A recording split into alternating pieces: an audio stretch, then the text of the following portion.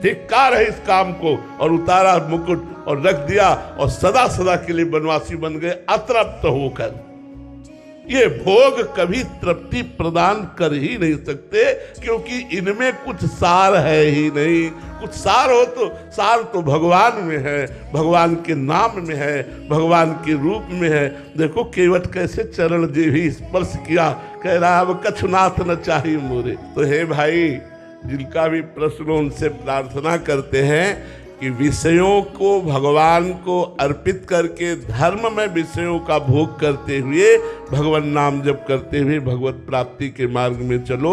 आज तक कभी ऐसा नहीं हुआ कि बहुत से विषयों का सेवन कर ले और वो व्यभिचारी पुरुष तृप्त हो जाए, ऐसा कभी नहीं हो सकता। बड़े बड़े चक्रवर्ती सम्राट, बड़े बड़े राजाओं के चरित्र इसीलिए हमारे महर्षि व्यासदेव जी ने लिखा है कि जिनको पढ़ करके हम विचार करके राग रहित हो सके।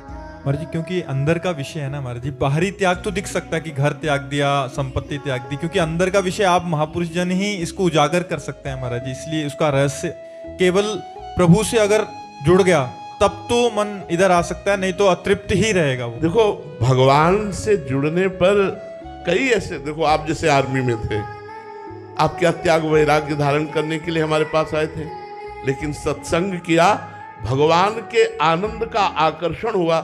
कोई विषय भोग करके वैरागी बने कि मैं तृप्त हो गया, अब मुझे नहीं चाहिए, ऐसा तो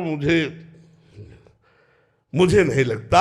हाँ, भगवान नाम जप कर रहा है और धर्म पूर्वक विषयों का भोग रहा है तो हो सकता है, भगवान की कृपा से उसे निस्सार लगे जगत और वो भगवान की तरफ चल पड़े।